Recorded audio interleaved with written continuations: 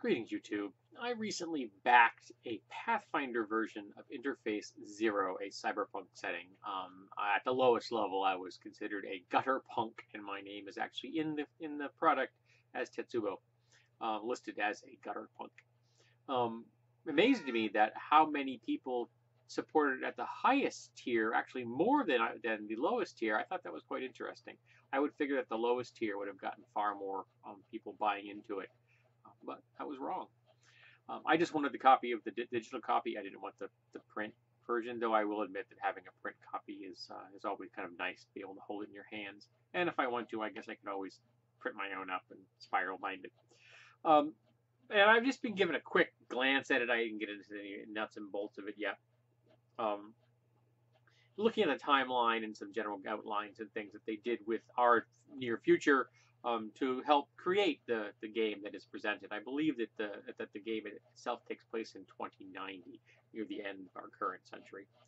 Um, I figure if you're going to be getting past our current century, you've really gone into full blown, science fiction of some variety. Though cyberpunk is a subgenre of science fiction. Um, Cyberpunk has a 21st century vibe, in my opinion. And looking at it, I found myself getting really depressed. Now, I remember when Cyberpunk 2013, or just 20 Cyberpunk itself, came out back in 1988, and then the second edition, Cyberpunk 2020, came out in 1990. And in 1990, 2020 seemed really far away. That was 30 years in the future. And you were looking at it going, well, 30 years in the future, some of this stuff seems really plausible. But as we've known, in 2017, a lot of the things didn't happen, and some of the things that did outstripped what was postulated in a lot of those games. I can remember looking at one of the GURPS Ultra Tech, and they put the second edition out, the supplement to it, or was it a reboot or a supplement or something? And they actually had to list a small section of things that had happened in real life between the two books. That these things hadn't taken 40 years like they predicted. They took like 5. And some of these things had actually, occurred already. So sometimes technology does outstrip things and it's not an even flow. Some things will leap ahead and then some things will lag behind. Like, we don't have anything close to true AI today in 2017, but I'm sure we will before I die. But I'm finding it depressing because in 1990, 2020 again seemed really far away. I didn't think I'd live to see it. But it's 2017, and I'm going to get to live to see 2020, barring some unexpected accident. I will probably live to see something like 2035 or 2040. Barring some unexpected accident or disease. And the Interface Zero has essentially the United States collapsing in civil war and complete fascist takeover, even further than the one we have now, in 2027. And I gotta tell you, I don't want to live through a nuclear exchange between Pakistan and India. Even if no missiles land here, just clouds of radioactive dust floating through the atmosphere, and we have no summer for 5 years, which is what the game postulates. So you have a minor, not a global, not a nuclear winter, but they call it a nuclear autumn. So it's not quite freeze time, but for 5 years there essentially is no summer. I guess that would counteract some of the world's global warming now, wouldn't it? A silver lining kind of thing, maybe. But the America essentially begins to fall apart. And I don't want to live through that. I don't want to see it in the real world. Now, I've often postulated in cyberpunk settings, both ones that I've used and ones I've just played with inside my skull, that there would be a balkanization of the United States. But I would prefer a balkanization that was a little more positive, like parts of America could salvage themselves from the corpse of the rest of the nation. For example, California, Oregon, and Washington spalling off to create Pacifica or something. Utah becomes Deseret. Texas goes its own way. Maybe Canada snags the Dakotas. Quebec becomes independent. And what I would do with New England is that New England, along with the Canadian Maritime States, becomes its own nation, the North American Federation.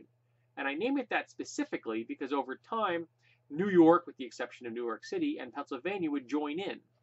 And I don't know if any other states would finally come in, but eventually that would become essentially the 13 original colonies kind of vibe, that they would become the last bastion of what the United States was, with a constitution, with strong Bill of Rights, and even a more directly and explicitly codified protections for gender and gender identity and race and things like that, sexual orientation.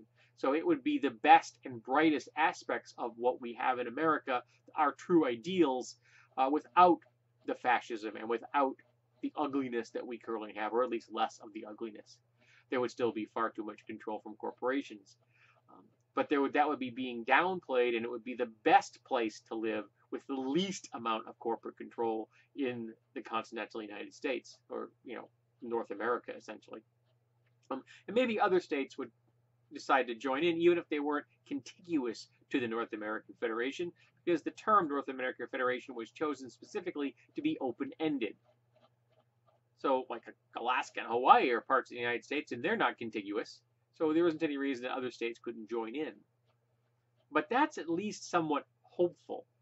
And that's kind of what I'm looking for in the real world. I would like to have the United States stay together. But if it's going to balkanize in some point in the future, I want the best and brightest parts to be where I am. I don't want to have to move out of an area. I don't want to have to lose everything I have here and become a refugee. I would prefer that New England become the core of a future superior nation to America. But that's just me. I know that there are other people that would love to have their particular areas become the core of a superior nation. Now, for me, all the states I haven't mentioned would be what was left of the United States, and they would be complete corporate entities. They would essentially have no democracy. They would be controlled. They would be, in all practical purposes, the incorporated states of America, which was an idea in Cyber Generation, which is an interesting game in and of itself. The next phase of the cyberpunk universe using the next generation, literally the children of the gutter punks that lived in the cyberpunk world. Kind of the cat, you're in my way right now. So the yuppies to what had been the hippies. So in that case, it's the other way around. The cyberpunks were the yuppies, and the cyber generation are the hippies, essentially. I guess we all want to be the opposite of our parents, isn't that true? So I just find the whole idea of many of the cyberpunk tropes to be really depressing. And I guess I kind of like the idea of things going to crap in a major way after I would be dead, so I don't have to envision myself living through those horrible things, because I can project myself into a setting like that in a heartbeat. And I don't like the idea of having to postulate, what would you do if things go crazy? How would you survive? How would you keep you and yours safe? How would you preserve your library, your family, your pets? That kind of thing. Because these are the important things to me. My family, my pets, my library. These are the important things to me. And I really want to not have to become a refugee within my own country. And in some ways, that's what many of the cyberpunk tropes says I would have to do. And I don't much like that idea. So, tell me, have you grown tired of the Cyberpunk 2020 tropes, or cyberpunk tropes? Do you find it uncomfortable when you suddenly realize that you may be enveloped by the cyberpunk time period in a very nasty and unpleasant way? That you will end up on the sharp, pointy end of things, where things are nasty, brutal, and short? Or do you just not worry about it? You figure that it's completely divorced from the real world, and so you don't have a problem with having dystopian futures being laden around you and overlaid onto the time period that you will live through. It bothers me, but I realize it doesn't bother other people. So let's talk about cyberpunk and dystopian futures and how we do or don't care about having to live through them.